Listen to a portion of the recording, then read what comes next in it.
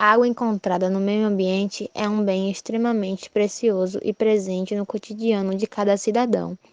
Afinal, lavar as mãos, tomar banho, lavar a louça e as roupas e usar a descarga do vaso sanitário são ações que fazem parte do dia a dia das pessoas de qualquer cidade.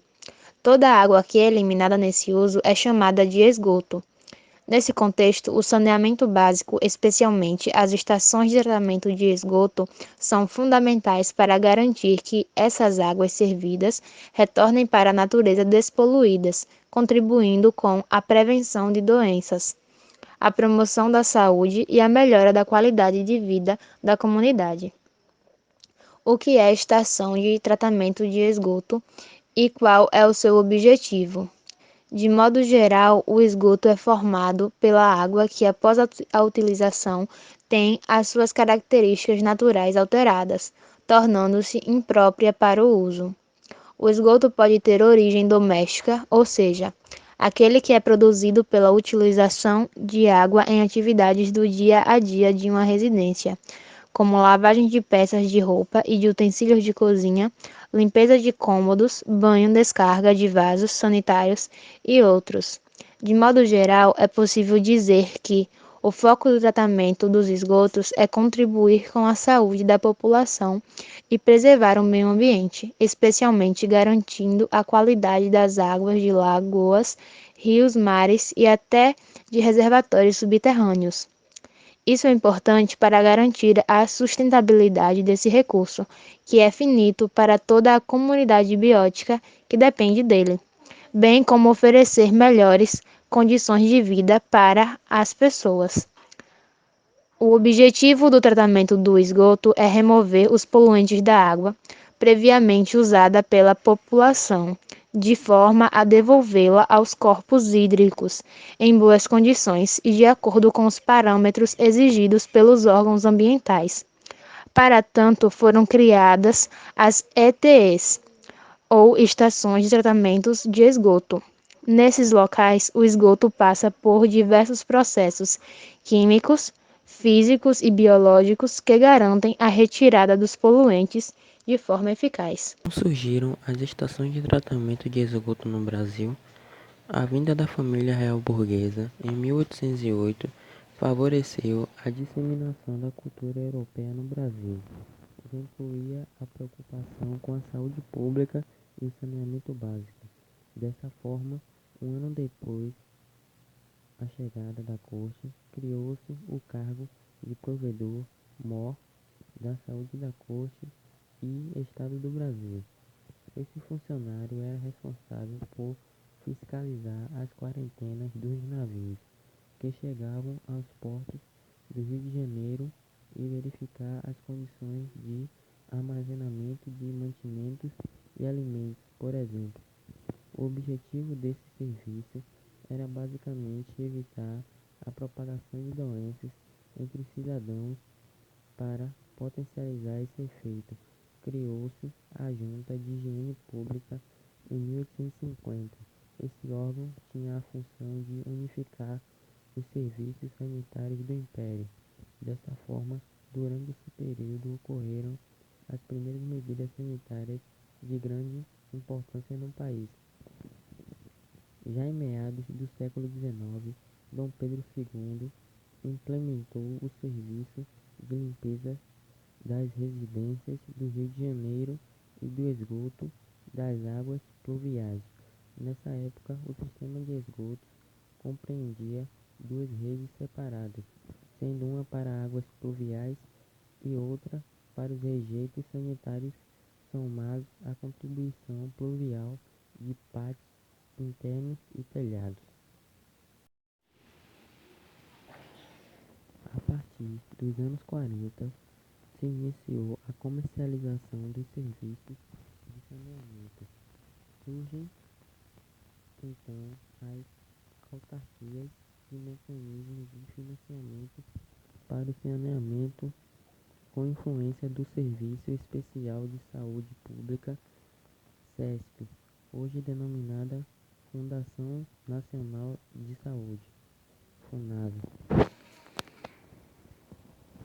Em meados da década de 50, os investimentos em tratamento de esgoto começaram a aumentar de forma pontual.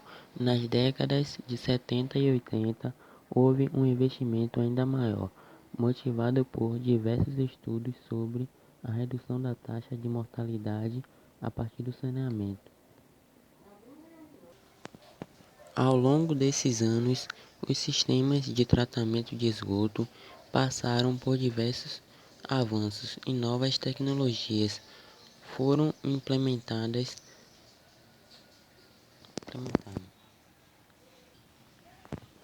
Apesar disso, é evidente que em quase 50 anos, o cenário do saneamento no país pouco evoluiu.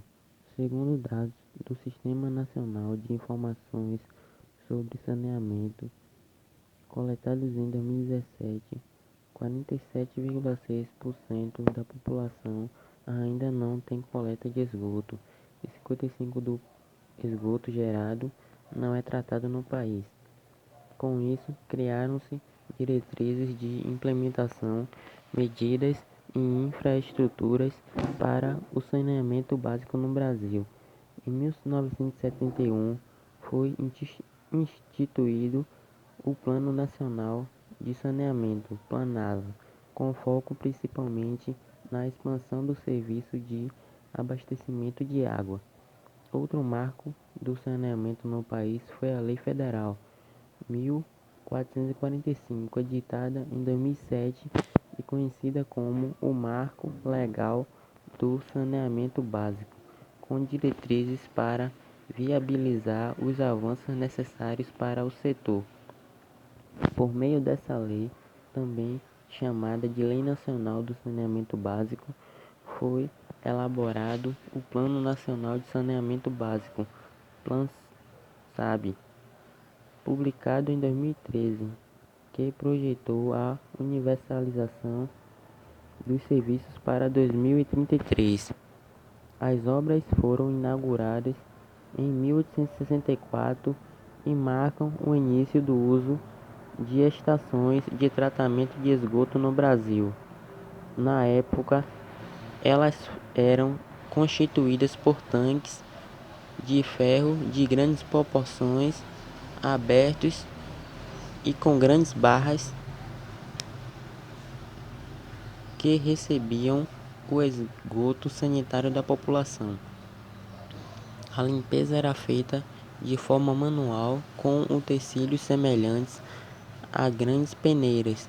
Além disso, o esgoto desses tanques recebia um tratamento químico de cal e sulfato de alumínio, que agiam como redutores de odores e aceleravam a decantação do material em suspensão. Após esse tratamento primário, o esgoto final da estação era lançado no mar. Sistema primário. No sistema primário, ocorre apenas a remoção dos sólidos suspensos e sedimentáveis presentes no esgoto. Nessa etapa, utiliza-se somente processos físicos, como a decantação. Esse é um método simples e prático, em que a mistura fica em repouso por algum tempo e, devido a isso, as impurezas se sedimentam, ou seja, depositam-se no fundo do recipiente. Ao final, o líquido é escoado cuidadosamente. Depois disso, o esgoto é transportado para uma caixa cuja função é retirar os resíduos de areia e a gordura que permaneceram. Esses resíduos podem ser removidos de forma manual ou mecanizada e, posteriormente, devem ser destinados de maneira adequada aos aterros sanitários. Os processos subsequentes dependem da tipologia do sistema de tratamento e podem ser divididos em 3 níveis: primário, secundário e terciário, de acordo com o grau de poluentes que se deseja remover. Como funciona uma estação de tratamento de esgoto? Como mencionamos, a água é utilizada nas residências, estabelecimentos comerciais e indústrias se torna o que chamamos de esgoto. Ao deixar as casas, é encaminhada por tubulações para as redes coletoras e o destino final é ETE, Estação de Tratamento de Esgoto. Inicialmente, o tratamento de esgoto consiste na separação da parte líquida da parte sólida. Nessa primeira etapa, ocorre a remoção de materiais grosseiros como objetivos sólidos, papéis, plásticos e outros, areia e gordura. O sistema é composto geralmente por peneiras e grandes responsáveis pela atenção desses materiais.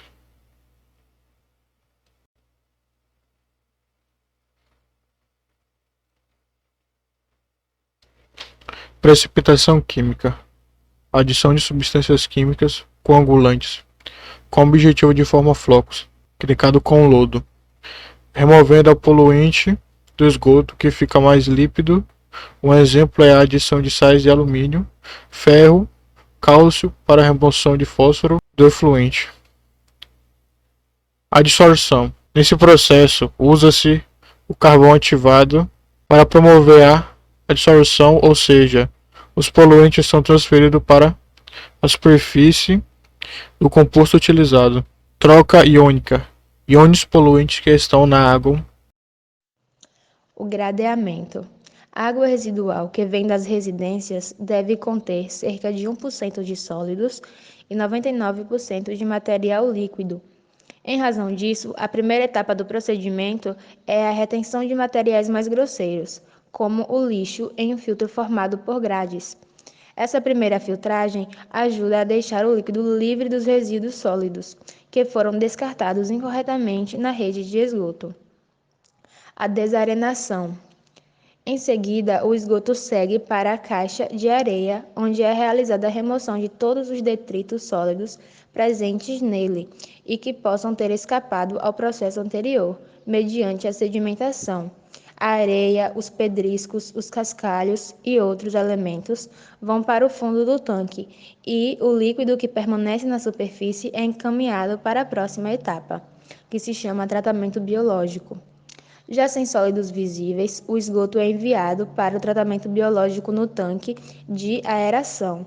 Lá, ele é exposto à ação de seres microscópicos que promovem reações bioquímicas e condensam em flocos de lodo a matéria orgânica que até então estava dissolvida no fluente. É o caso do rotífero, micrometazoários que se alimentam de bactérias e partículas minúsculas de sólido, e também do tardígrado, considerado o animal mais resistente do mundo, cuja presença ajuda a sinalizar a qualidade da limpeza realizada no esgoto. A decantação. Depois do tratamento biológico, o líquido é submetido a um processo de decantação. O lodo formado vai para o fundo do tanque, separando-se da parte líquida, que já está livre de impurezas. Essa matéria acaba se tornando um subproduto do chamado biossólido, que pode ser usado na agricultura. Por último, o descarte. O lodo produzido no processo é desidratado e levado para um aterro sanitário especializado. O esgoto clarificado e corretamente tratado é devolvido para o meio ambiente. Em alguns casos, o efluente pode passar por tratamentos avançados específicos e serem transformados em água de reuso, uma solução sustentável que contribui para a preservação da água potável do planeta.